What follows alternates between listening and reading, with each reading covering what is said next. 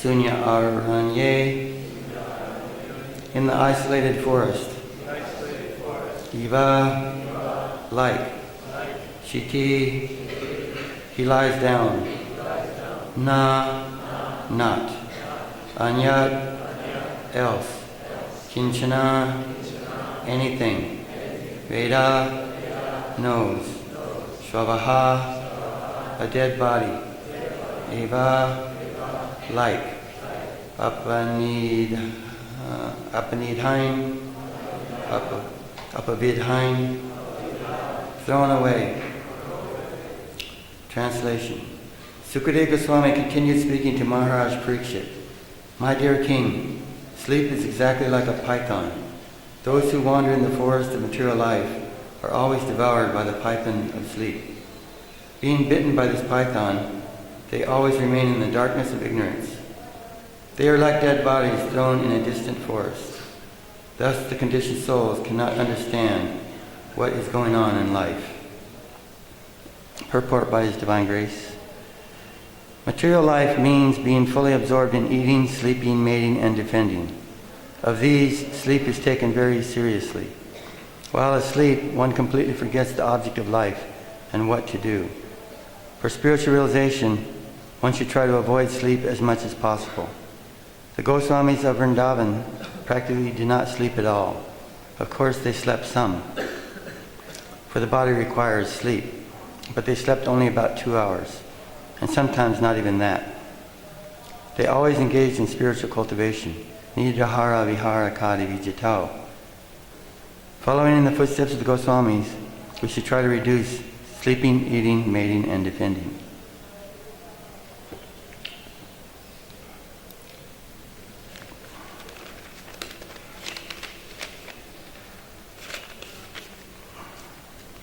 So I had about an hour or two to prepare for this class. So I got all the quotes about sleep out of the Bhagavad Gita. I don't have them all memorized, so I have notes here. I hope you don't mind. So in that text, chapter 18, text 8, Krishna says, O son of Bharata, know that the mode of darkness, born of ignorance, is the delusion of all embodied living entities. The results of this mode are madness, indolence, and sleep, which bind the conditioned soul. In the purport, Prabhupada writes that 6 hours of sleep is sufficient. But karmis, regular people, sometimes they sleep 10 or 12 hours, and that just puts them in deeper ignorance. People can see that their grandfather is dying, and they still don't realize that I'm going to die, as Prabhupada pointed me in the purport. So they go on working like dogs, hogs, camels, and asses, ignoring spiritual life. So a man in ignorance, he can't understand spiritual life. He has no inclination for it. And then in chapter 18, text 39, Prabhupada says that happiness arises, Krishna, happiness that arises out of sleep, laziness, and illusion is in the nature of ignorance. Prabhupada used to say no lazies and no crazies.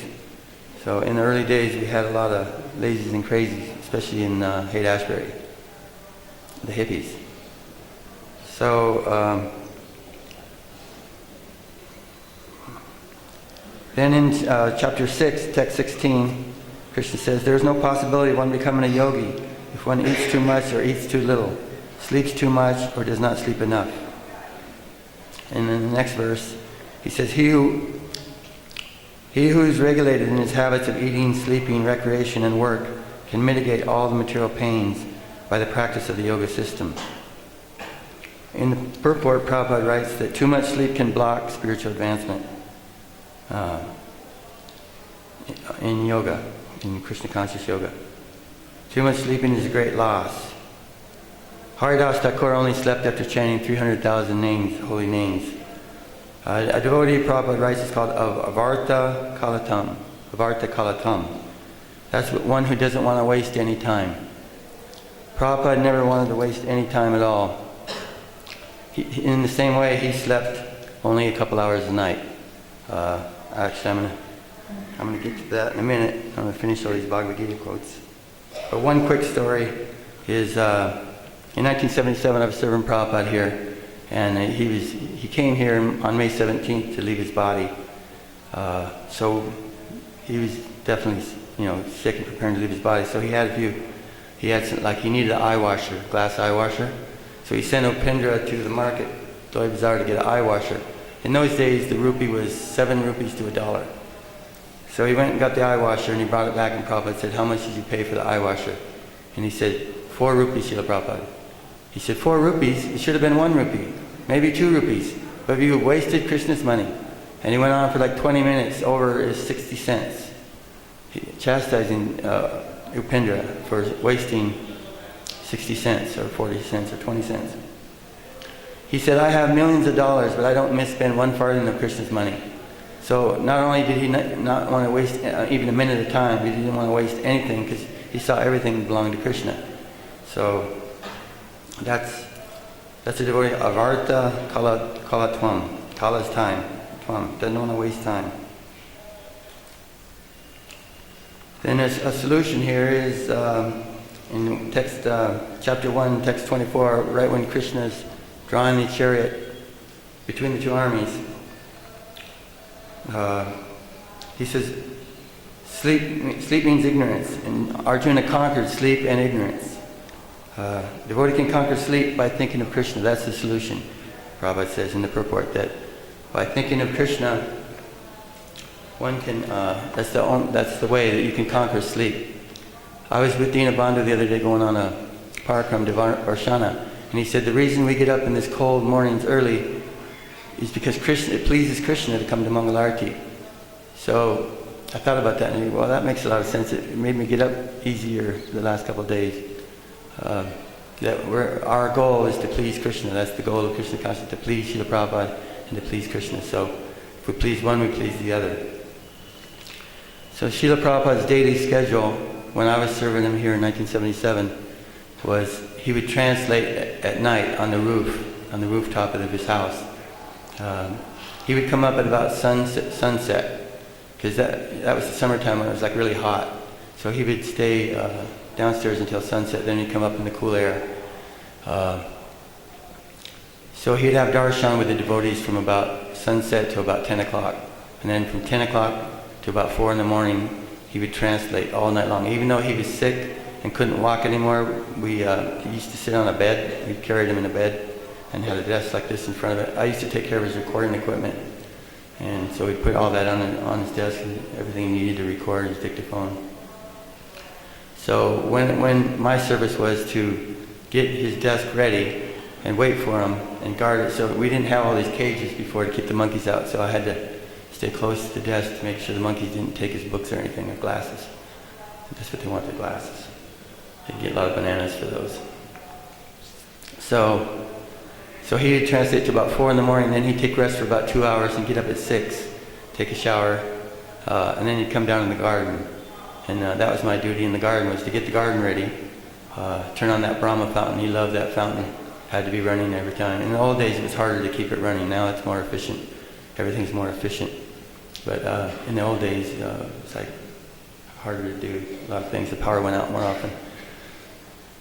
So he would sit there from shortly after 6:30 to about 9 o'clock, and he'd sit there, and he had 3 sizes of beads, big, medium, and small, and he would pick the size of beads he wanted, and he'd sit there and chant.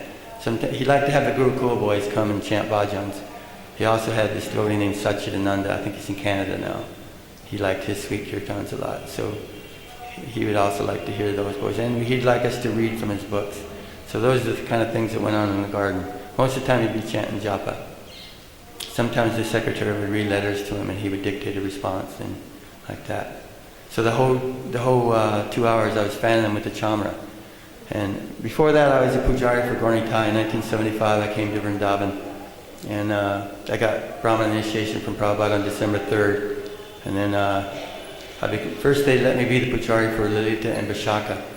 And I felt like I wasn't qualified to worship them, so I was asking the pujari for Gouridas Kundali. I said, can we switch? Can I do Gouridas? I don't feel like I'm worthy to worship Lalita and Vishaka. And he said, I'll never leave Vrindavan. And then about 3 days later, he just disappeared. Didn't say anything, he was just gone. And so I got to do Gouridas. So one day, did the deities, and Prabhupada came to Vrindavan a lot in those days, so it was nice. So I saw him say something to Bhaktinanda Swami after greeting the deities. So I asked Bhaktinanda Swami, what did Prabhupada say about Gauranitai? And he said, in the West, they dress Gauranitai to look like a girl. But here, he looks like a boy. So I was glad to hear that. So in the old days, when Prabhupada gave class, we used to sit right out here in the front of the altars. We'd leave the doors open, and I would be sitting right there. And one time, one thing I remember Prabhupada saying was, I want all the devotees to come to Vrindavan for at least 2 years and get trained up, and then go out and preach for 50 years, and then come back to Vrindavan and retire and leave your body and go back to Godhead. That's a perfect plan, right? So he said that right here, sitting here. At least 2 years. Because we make at least 7 times more advancement in Vrindavan. So after the garden, there's a lot of pastimes in the garden, but I'm trying to stick to the sleeping verse today. So I'm just going to go through that real quick. So after he'd leave the garden, he'd come out here to the tamal tree. We'd carry him in his rocking chair, and he'd sit there. He'd see the deities first, and then he'd sit there for about 2 hours till about 11. Same thing. Sometimes the boys would be chanting. I always like to have kirtan going.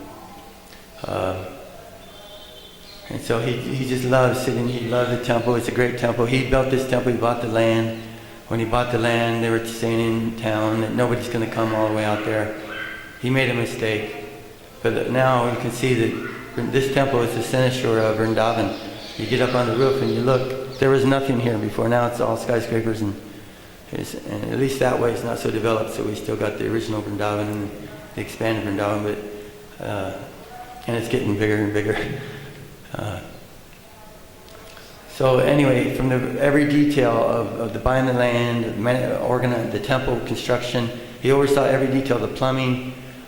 He did the first artik. We all see the picture of that big smile of him doing Krishna Balaram. So he'd sit there till about 11. And then he'd go have his morning massage in his house at about 11 o'clock, the Masjid massage. He told Shruti Kirti in his old age, 3 things saved him. His morning walk, his mustard seed oil massage, and Ayurvedic herbs. Those 3 things saved him in his old age. So all of us should also do those things. We have nice Ayurvedic doctors here we can take advantage of. Instead of just being sick, you can be healthy and super healthy to serve better. One time Upinder was coughing really bad, and Prabhupada told him, go to your room and get better, then you can come back and serve. When you're sick, what can you do? He said, a sick man sleeps. So there is a need for sleep when you're sick. When, to regulate the body, you need a certain amount of sleep. When you're sick, you need more sleep. A sick man sleeps and a healthy man sweats. So what I do is I try to dance a lot. Well, when the kirtan's good, I can't help from dancing. And that is like the best exercise you can get. So that keeps you healthy. So like that. So one day in the garden, I better finish the schedule. One day I did get to massage him. It was not my duty, but one of the devotees got sick. So they let me massage Prabhupada. He was laying on his back when I entered the room with a cloth over his eyes. And so they said, rub mustard seed oil on his legs. So I started rubbing on his legs, and as soon as I touched Prabhupada, he looked up, he lifted the washcloth and looked at me, and then looked at me for a second, then he put it back and put his head down. So I thought, okay, it must be okay. And his legs were like a golden banana trunks, not a wrinkle on them. Even though he was sick and his skin was hanging on his bones, on his arms, his legs were like smooth and amazing. He looked like a 16-year-old boy in his legs. Maybe because he walked so much. And it was hard. You saw on the videos and stuff how fast he walks. I got to go on a few walks with him in Magic Island in Hawaii. And it was hard to keep up with him. And so he'd have the morning massage. And then after that, he'd have lunch. And but at that time, he wasn't eating so much. But still, he had a plate this big. We'd make the things he liked, like bitter melon, dokra, whatever you call it. What is it? Ladyfinger? Maybe. So many things, so many spinach. But he would always, at the time, he came here to leave his body, and he was not eating so much. So he would say, distribute. And sometimes I would distribute the plate. And he saw devotees pointing, I want this, I want that. And he called me over and he said, mix it all together. They should not discriminate against Mahaprasada. So then the devotees only wanted a little bit, just a little Prabhu. Okay. So that was lunchtime. And then in the afternoon he would translate, not just at night on the roof, but in the afternoon he would translate behind his desk there from like 1 o'clock. Sometimes he'd take a short nap, but sometimes, most of the time he didn't. Just like sometimes the Goswami would sleep 2 hours and sometimes they didn't sleep at all. Same thing with Prabhupada. He only slept a couple hours at night and maybe 1 or 2 in the afternoon, and sometimes he didn't even sleep. He was so fired up from preaching and from being so Krishna conscious, he got all the energy. He didn't need food. He lived on Krishna. Krishna was his food. So he would translate until about 4:30. And then about 5:30 he would have darshan of the devotees downstairs. I mean his room downstairs. Darshan up after and darshan down before. So that was like the 24-hour schedule. Of course the schedule changed when Shruti Kirti Harisari were serving them. He had a little different schedule. But in the end that was the schedule when I was here. So when I got his garden ready, and I lit incense on each side of the Vyasasan so it'd become billowing up. And he liked this incense called Keshar Chandan, saffron sandalwood incense. But one day I thought, well, I'll try another one. I would light about 10 sticks of incense. So I brought this incense called Sai Flora. It's a very strong incense. So I put that 5 sticks on each side in the dirt, and when Prabhupada sat down, he said, take this away, it's too strong. So I thought, oh. And I was really puffed up. So my name is Gouridas, Pandit Das. I got 2 Dasas. Prabhupada gave me 2 Dasas because I'm extra puffed up. So being the Pujari, I used to do the really fancy motions with the chamra. So I thought, as I'm fanning Prabhupada for 2 hours, it's heavy. And I was thinking, how am I doing this for 2 hours? But it seemed like Krishna gave me the energy. So anyway, I was still puffed up. So I was thinking, I'm doing this service because I'm the best chamra fanner in the world. That's why I got to do this service. So one day I was fanning Prabhupada, and a fly landed above his lip. And so his eyes were shut, and he was chanting japa on his seat there in the garden. And so I was trying to get the fly without touching Prabhupada, just going like that, and he would go off and come back. And then Prabhupada opened his eyes and said, you're fanning around the world, but you can't get the fly off my face. And then he said, give me that chamra. So he said, do like this. And he brushed the chamra right across his face. So he handed the chamra back. So a minute later, that fly really wanted the nectar. So he went back on Prabhupada, and so I brushed it on his face and did the Indian nod. So that's one of my... So I'm in Hawaii, just to show that Prabhupada didn't do anything for sense gratification. He did everything for self-realization. That's what we should do. Everything should be focused on what will help my self-realization, not engage in sense gratification. So they asked Prabhupada, he liked mangoes a lot. They asked Prabhupada, what kind of mango would you like us to bring you? Because there's so many kinds of mangoes here in Hawaii. And he said, bring the ones from the eastern side of the tree, because the eastern side of the tree gets the morning sun, and the morning sun gives us prana. Also us. He would take his massage outside a lot in the morning sun, because the morning sun is very... So he said that we should also absorb the morning sun. So I chant japa on the roof in the sunshine, with my shirt off, to absorb the sun pretty much all the time. Well, when it's sunny. So another thing that happened in the garden, we did Nirjala Ekadasi. I was 23 when I was serving Prabhupada, and Rupinder was a little older than me. So we did Nirjala Ekadasi, no food, no water, and we still had to do all the services. One of the services I had for Prabhupada was I had to water all the mats on his windows to keep the house cool. So every hour I had to spray those mats with a low pressure hose. There's a lot of mats on all those windows around the whole house. So every hour I had to go out and squirt those. And so after the whole day, about 10 o'clock at night, I was like, oh my God, I could barely stand up. And so the next day, again, they brought the plate to Prabhupada. Prabhupada, here's your plate. Please take prasadam. And he said, distribute. And Upinder said, Srila Prabhupada, you haven't eaten anything for weeks. And we're young boys, and we fast for one day, and we can barely stand up at the end of the day. And here you are, Jai Shri Gaurnitai, Krishna Balaram Radhe Shyam, Lalita Vishaka Ki Jai. here you are, you've been fasting for weeks. How do you do it? And Srila Prabhupada said, I am living proof that the soul is not dependent on the body for subsistence, but rather the body is dependent on the soul. I'm like, oh my God. I was constantly amazed. We were all constantly amazed by the energy and the determination of Srila Prabhupada. Another story, quick story, is Swarup Damodar Maharaj came from Bombay. He just did a Bombay preaching program. And he started telling Prabhupada about the Bombay preaching program. And Prabhupada, like I said, the skin was hanging on his arms because he wasn't eating. He came to leave his body. And he got really fired up. He sat up straight. He sat up straight and he said, actually I appeared in this world for two reasons. To establish Krishna as the Supreme Personality of Godhead and to defeat these rascal scientists. And you're doing this preaching work, I'm very pleased. So before Prabhupada came, we didn't hear anything about Krishna. We didn't hear, if you look in the encyclopedia, it said Krishna is an incarnation of Vishnu. If you're lucky enough to even know enough to look in the encyclopedia about Krishna. So Prabhupada was the first one to establish, without a doubt, with Guru, Shastra and Sadhu, that Krishna is the Supreme Personality of Godhead.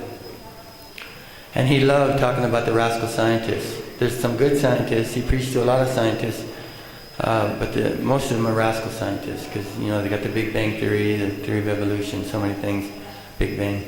So Prabhupada, mostly on the morning walks, like especially when he was in Los Angeles, and a lot of time room conversations, a lot of talks about they can't even create a mosquito.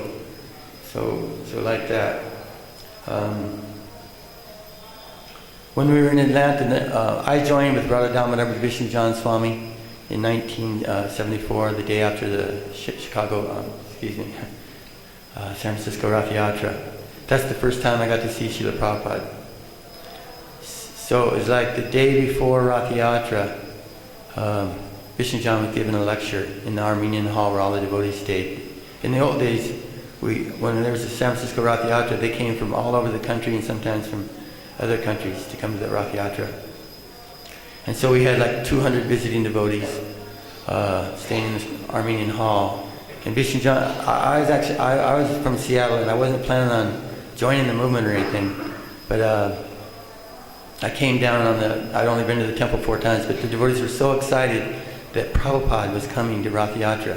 I didn't even know anything about Prabhupada, but seeing how excited they were about Prabhupada, they told me that you should go to, I used to work at Boeing making airplanes and I'd go to Highland College, I had an apartment. So I was like stationed in Seattle, but they said you should go see Prabhupada in San Francisco for Rath Yatra. So I took a 2-week vacation and went down there and got Jayananda. I got to help Jayananda with painting the carts and things. And so anyway, the day before Rath Yatra, Vishnu John is giving a lecture. And he said, don't think that these deities are idols. This is Krishna. And right when he said that, Damodar, a rose didn't just drop, it came from under his arm and then dropped down. He rolled over it, right, and I was staring at him, and I was thinking, oh my God, he's telling me that he's in that deity, so Krishna's really in the deity. Still, I wasn't going to join or anything, I just wanted to see Prabhupada, I wanted to see Rath Yatra. So Rath Yatra day came, and in San Francisco it's usually always cloudy, and sometimes, and you always think it's going to rain. And so we were waiting for Prabhupada to come, then he arrived, and he sat on Lady Subhadra's cart, and as soon as he sat on the cart, the clouds opened up just a little bit, and the sunshine shined right on Prabhupada. He's like, oh my God, seeing that. So then at the Rath Yatra, there's that famous picture of he's got the big sweater and the big rose garland, he's got his hands up. You see it a lot on the video. I really love having the videos, and everybody loves seeing the videos here, the Samadhi, and Prabhupada is everywhere. This is his home, and people are loving finding out about Prabhupada. So he said, if America becomes a little more Krishna conscious, the world will follow and become like Vaikuntha. And then we had about 10,000 people there, and everybody yelled, Jai. So seeing Prabhupada, he was so effulgent. Even though the sun shined on him, he was effulgent. So it was like sunlight was shining on the self-effulgent Acharya. So then I was going back the next day to Seattle, going out the door with my suitcases, and Tamal Krishna Maharaj, who preached to me a little bit at Rath Yatra, because I was attracted to Vishnu John Swami. I saw him in Seattle once, and he had an aura like anything. First time I saw an aura was Vishnu John Swami. And so I was sitting by him, and Tamal, of course, they were buddies. So he was the expert. Vishnu John would attract you, and then Tamal would he'd find out all about you, and then to engage you in a service accordingly, like that. So that's how we made devotees. Vishnu John would be singing so nice and attract people. Then Tamal would sit by him and be nice to him, give him prasadam, and ask them about them, because people like to talk about themselves, and then he would relate that to Krishna and engage in Krishna. So I'm going out the door, and then Tamal goes, "Oh, where are you going?" I said, "Well, I'm going back. I live in Seattle, and I'm going back there." And he said, "Would you like to see Prabhupada in his room before you go?" And I said, "Yes, I'd like to see Prabhupada in his room." He says, "All you have to do is shave your head and join our party, and you can see Prabhupada." And I said, "Oh no, I'm not ready to join." And he said, "I'll tell you what, Aja here is an expert hairstylist, and he'll just trim a little around your ears and you'll be presentable, and you can go see Prabhupada." So I had no reason not to believe devotees, so I said, "Okay, I'll trim a little hair to see Prabhupada, no problem." So they take me in the bathroom, and I felt them clipping on top, and I said, "Wait a minute, I want to look at this." I looked in the mirror and I had like 3 bald spots on my head. And I said, "How can I go in public like this? Shave it off, just shave it off." And I thought, I'm going to tell Prabhupada what they did to me, they tricked me. And so then they put the kopin and the dhoti on me, and I'm like, oh, culture shock. I'm like, oh my God. Because in Seattle, I went in the bathroom, and there was a devotee who's about 6'4", Kam Shri, and he's standing there in his kopin, shaving his head, and there's water all over the floor. I walked right out and said, "I'll never join this religion." And so I thought I would never join the religion, because it kind of freaked me out. But anyway, I made my speech that I'm going to the room, and I'm going to tell Prabhupada that I got tricked, I wasn't ready to join. And so I was the last one, devotee number 13. And Tamal, we all had a long stem rose to give to Prabhupada. And so Tamal goes, "Give this to Prabhupada and do your dandavats and say your obeisances." And I said, "I don't even know the obeisances. I wasn't going to join. And I don't know." He goes, "Well, just say that you offer your respects to Swami Prabhupada, who's come to the West to deliver us from impersonalism and voidism." And I said, "Okay." But I thought, I'm going to just tell him what he tricked me. I wasn't showing that I was angry, but I was really mad inside. But then as soon as I entered the room, Prabhupada always had these low coffee tables, like in his room, in his house. He's sitting there with one leg up, kind of like really, really gracefully. And so as soon as I took one look at him, my hand started shaking with the rose. And I took slow steps towards him. And then I put the rose in his hand. And touching his hand just for a minute was like touching the rose itself, the rose petals. And then I did my obeisances. And my body was shaking, and I didn't know why, but just being in his presence. So then we sat up, and he said, "So, you're all very bright-faced and fortunate to come to Lord Chaitanya's movement. Now that you are fortunate, you should make others fortunate. Preach this message of Lord Chaitanya's all over the world." And he went on speaking for about 20 minutes. So that's one of the solutions of this verse, of conquering sleep, conquering ignorance. Is always remember Krishna and become fortunate, and then make other people fortunate. So he went on speaking for about 20 minutes, and said that if we serve Vishnu John and Tamal Krishna Maharaj nicely, that he would be pleased. So we went to Minot, North Dakota. It was our first stop. It's a redneck town in northern middle United States. And we used to do fairs. And so it would be about a week long. We'd do a fair, and we'd set up. We had Esaraj, Tambura, Ektar that I used to play it back then in 1974. Vishnu John liked the Ektar. He played it too. But we had the string instruments, and him on the harmonium, and him singing with his Italian voice. So it was very attractive. We'd chant until about midnight. But when we arrived in town in the bus, it was 4 a.m. So we didn't have enough water on the bus for everybody to take a shower on the bus, just like the Swamis took the shower on the bus. And if there's any water left in the cook or whatever. So we were out behind a gas station. We pulled behind a gas station. We had the hose, and we're out there hosing down. taking a shower outside. By that time we had about 20 brahmacharis. So we're hosing down, and a truck comes behind the gas station with his lights on us, and we're like, uh-oh. And then he backs up and takes off real quick. So we thought, okay, everything's all right. So we keep taking a shower.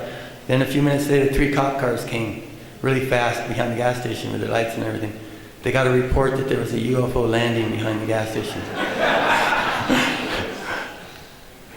So, and then, these are rednecks with cowboy hats and stuff. So we're doing the fair, and someone just stopped and we all got shaved heads and robes and everything. And that first time they ever seen anything like that. It's like one guy just dropped his beer bottle, like, oh my God.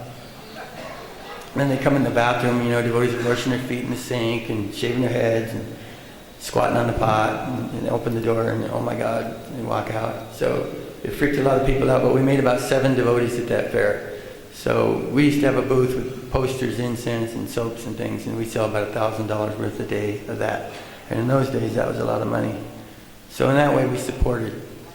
And the nice thing about being on Radha Damodar is when Prabhupada was in America, we could go to where he was. So we went to Atlanta when Prabhupada was there on Bhaktisiddhanta's appearance day in 1976, late February 1976. And so we got to go in Prabhupada's room. And we all had matching vests, and a devotee named Niketana Ramdas made these Prabhupada hats.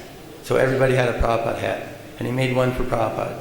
So we went in the room and offered the hat to Prabhupada, but it was too small, so it stood on top of his head, and the things came out like that. So it was real funny looking, but Prabhupada left it on for a while, and we're all laughing. So, but Prabhupada told us there, like in this verse, Sukadeva Goswami, in this chapter, he's talking about the miseries of material existence. And most of that comes from being attached to family life. There's Grihastha and Grihamedi. So, he's saying that if you could be a brahmachari your whole life, you'll have no problem with material energy.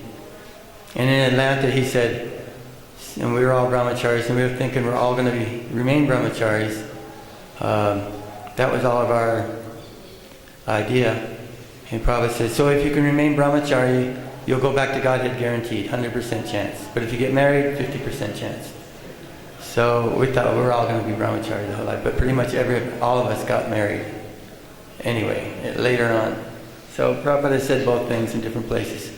He also has said that, the great acharyas in Kali Yuga actually were Bhakti Vinod, Lord Chaitanya, Lord Nityananda, so many were married. And so in a couple letters he said actually it's a safe position in Kali Yuga is to be married, to be with one wife.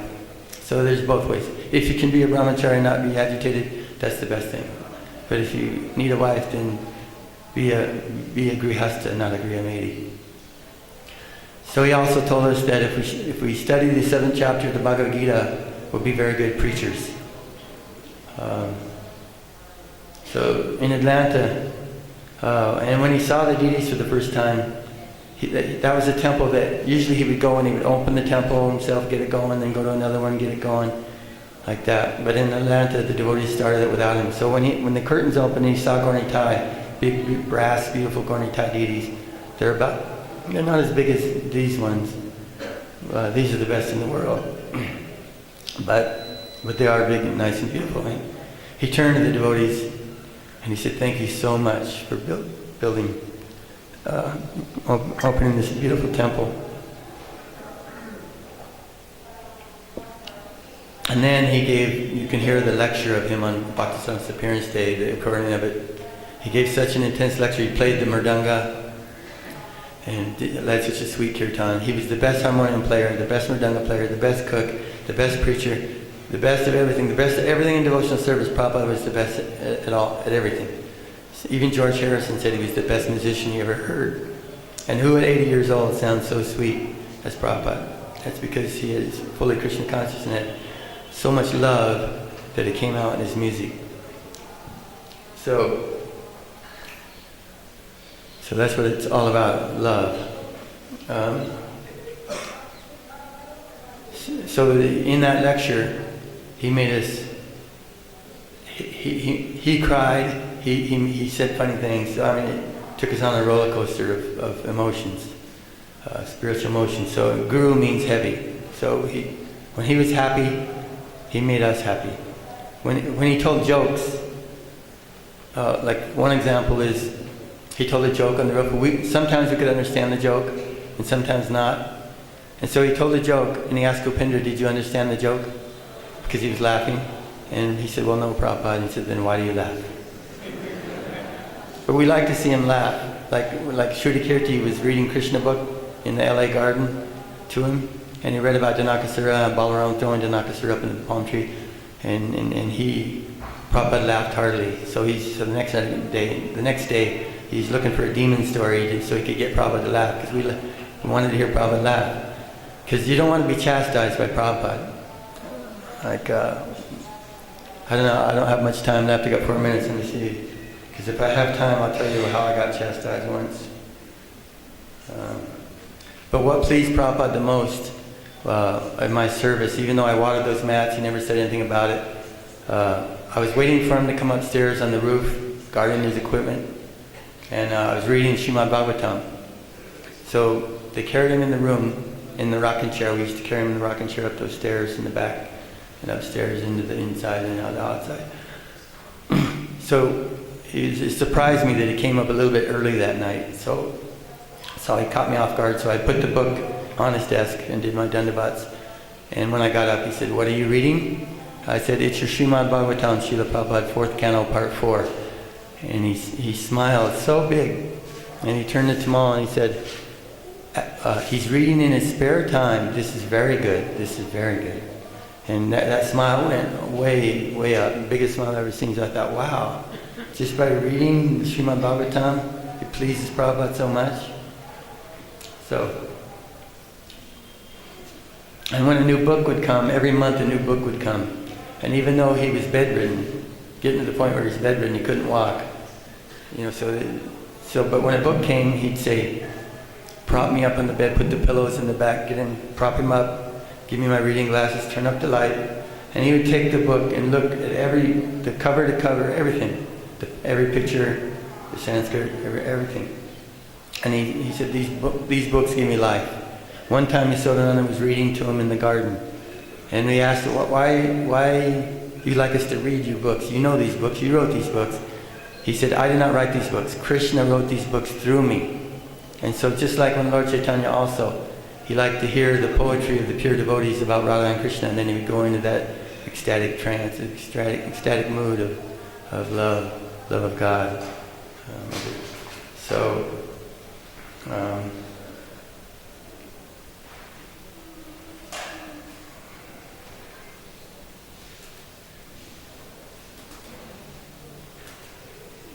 anyway, Prabhupada's talking in this verse and in this chapter about the misdirected society.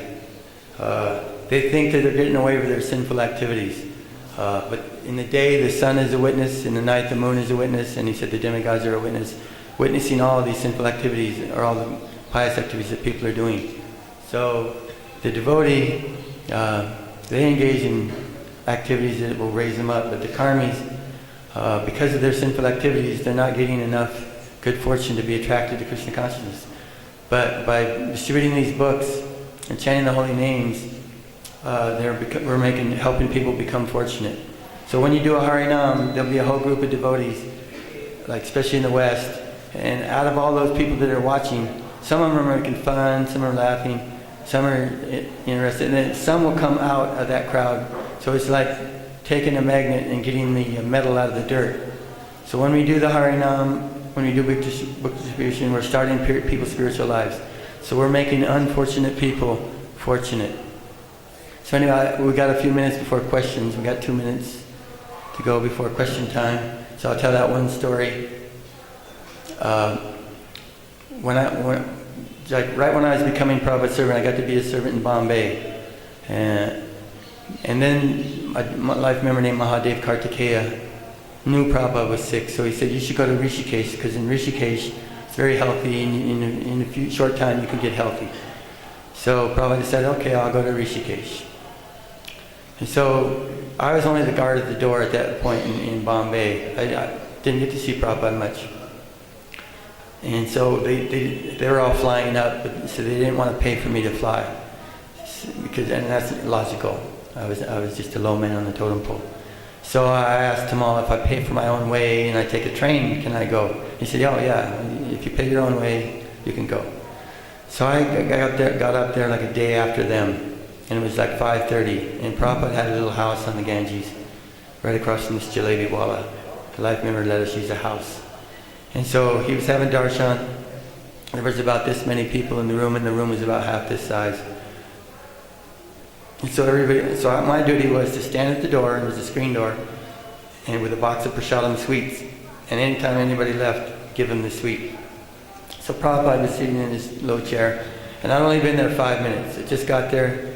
I was given the box of sweets, and you stand at the door and give people these. And so only 5 minutes there, and Prabhupada noticed someone outside the door. I didn't think anybody else could fit in the room. So I didn't open the door. But Prabhupada told me, open the door and let the man in. So I opened the door and let the man in. And then another man crossed out behind him and went out. So Prabhupada asked me, did you give the man that left prasadam? And I said, well, no, Prabhupada, because they crossed paths. And he turned to Tamal and he said, this boy is incompetent. And I was like, oh my God. I was crushed. And Tamal goes, okay, Gouridas, go downstairs and we'll talk to you later. And I thought, oh my God. I thought I'm going to get kicked out, sent back to Bombay. And so I thought, I'm done. I gave my whole life to Prabhupada, now he's rejected me. And so I waited out. I went into the Ganges about waist deep, and I thought I should drown myself right now. That's what I was thinking. I displeased the spiritual master, and I should atone for it by drowning myself. And so I was really contemplating trying to do that. Of course, I didn't have enough courage, but I was thinking about it. But then Tamal comes down to the shore, and he laughed a little, and he goes, Gouridas, don't take this so seriously. Go up and clean Prabhupada's room. So I went up. I thought, oh my God, I get another chance. I rinsed my face off and went up there, but I still felt embarrassed. And so Prabhupada was still sitting there, and Upinder gave me a broom. He said, sweep the room up. And so at first I didn't want to look at Prabhupada because I felt embarrassed. But then I thought I'd look a real quick look out the side of my eye, and I looked over at him, and he was like, smiled at me. And so I thought, oh my God, he forgot that he chastised me already. And now he's all happy. And all that anxiety I had in me just went out. It's like, Jai Prabhupada, and I started sweeping faster. And so it was really nice there in Rishikesh. I got to worship Dodi in the Ganges. And we did Harinam in town. Then came back and did it on the roof. And then he'd have the darshan. He taught each one of us. One day we all got to be in the kitchen with him and learn how to cook rice dal and chapatis and like that. So it looks like we're out of time. Thank you very much for allowing me to speak. And if there's any questions or comments, I'd appreciate it.